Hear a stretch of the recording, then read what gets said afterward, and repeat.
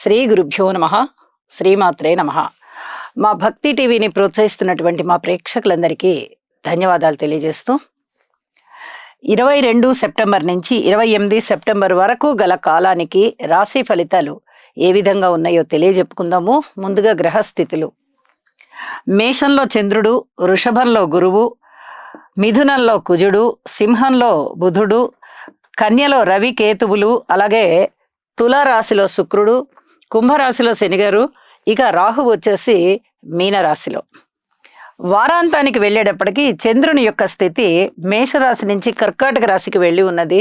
బుధుని యొక్క స్థితి సింహరాశి నుంచి కన్యా రాశికి వచ్చి ఉన్నది. ఈ రెండు మార్పులు జరుగుతూ ఉండగా ఇక గ్రహ సమ్మేళనాల యొక్క విశిష్టత ఏమిటి, ఈ వారం విశేషాంశాలు ఏమిటి అని చూస్తే ఇక్కడ రవి కేతువుల యొక్క కలయిక జరుగుతూ ఉంది.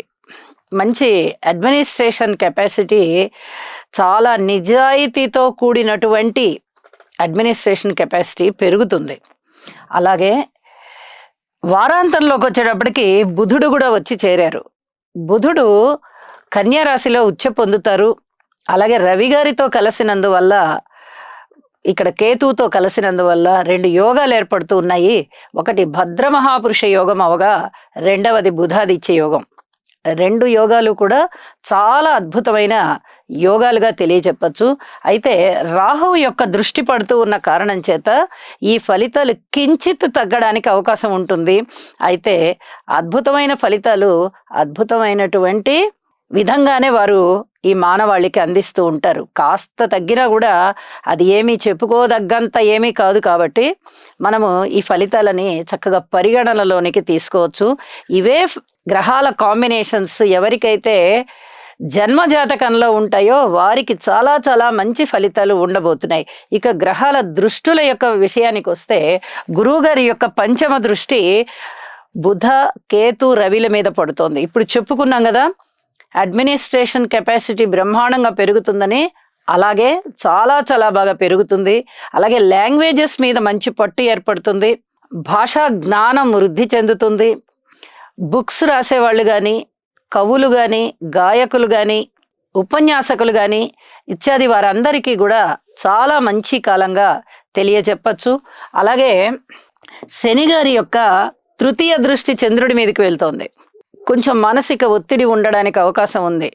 ఏదో ఒక టెన్షన్ వీళ్ళని వెన్నాడుతూ ఉంటుంది. అలాగే శనిగారి యొక్క సప్తమ దృష్టి బుధుని మీద ఉంది. కొద్దిగా ఈ చర్మానికి సంబంధించినటువంటి ఎలర్జీస్ కానీ, ఇబ్బందులు, ఏదో ఒక దురద లాంటివి, అలాంటి చిన్న చిన్న ఎలర్జీస్ కానీ, ఆ చర్మానికి సంబంధించిన అనారోగ్యాలు కానీ ఉండడానికి అవకాశం ఉంది. ఎవరికైతే జన్మజాతకంలో కూడా ఈ గ్రహస్థితులు ఉంటాయో వారికి ఉంటాయి తప్ప ప్రతి వారికి ఉంటాయని చెప్పడానికి రాదు. అలాగే శనిగారి యొక్క దశమ దృష్టి పంచమ రాశి మీద పడుతూ ఉంది.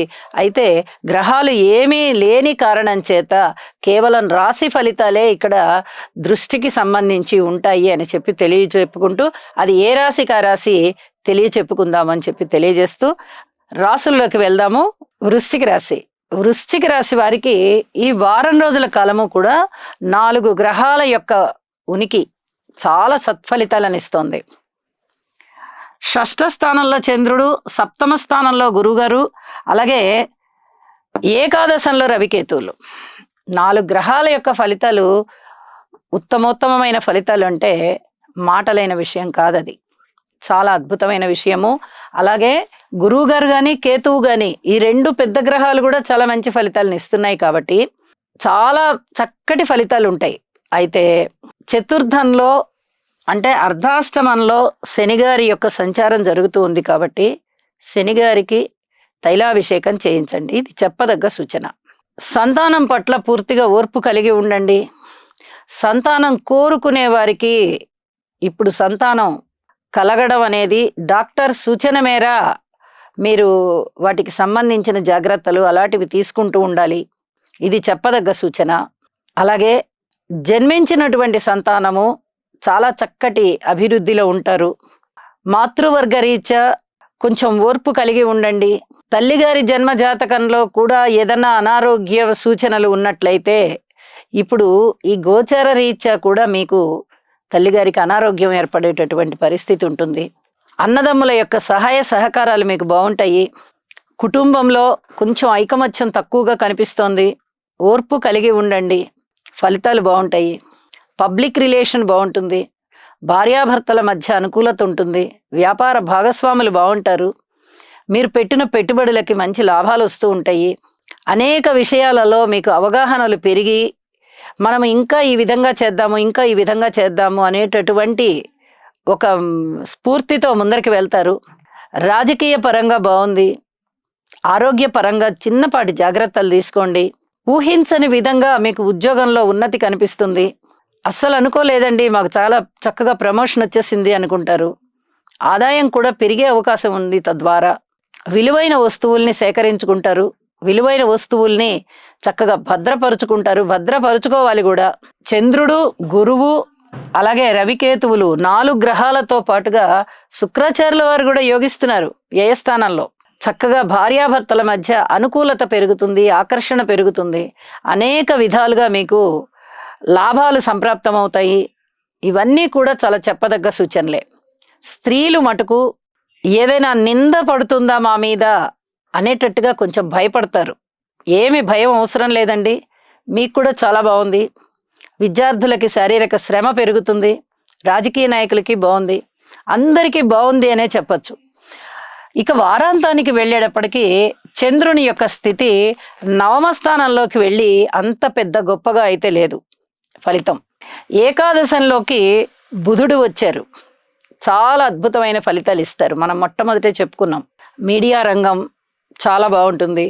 ఆ రంగంలో పనిచేసే వారందరికీ కూడా చక్కటి అభివృద్ధి కలుగుతుంది. వ్యాపారాలు బాగుంటాయి. టీచింగ్ లైన్లో ఉన్న వాళ్ళందరికీ కూడా చాలా బాగుంటుంది. పరిశోధన చేసేవారు, ఏ రంగంలో పరిశోధనలు చేస్తున్న వారికైనా చాలా బాగుంటుంది. సదాచారాలు పాటించేవారు, పూర్వ సంప్రదాయాల్ని పాటించేవారు ఇత్యాది వారందరికీ కూడా అధిక గుర్తింపు కలుగుతుంది అని చెప్పి తెలియజేయడం జరుగుతోంది. కీర్తి ప్రతిష్టలు కూడా పెరిగే అవకాశాలు ఉన్నాయి. అనేక విధాలా మీకు బాగుంది అని చెప్పి తెలియజేస్తూ చెప్పిన పరిహారాలు అయితే తప్పనిసరిగా చెయ్యండి. దుర్గా పూజ చేసుకోవడం వల్ల మరింత అనుకూలత, మరింత మానసికమైన శాంతి పొందుతారు అని చెప్పి తెలియజేస్తూ నమస్కారం. శుక్రగ్రహం యొక్క అనుకూలత కొరకు హిమకుంద మృణాళాభం దైత్యానాం పరమం గురుం సర్వశాస్త్ర ప్రవక్తారం భాగం ప్రణమామ్యహం.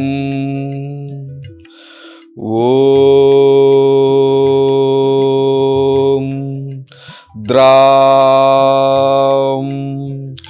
ద్రీం ద్రౌం సహ శుక్రాయ నమః.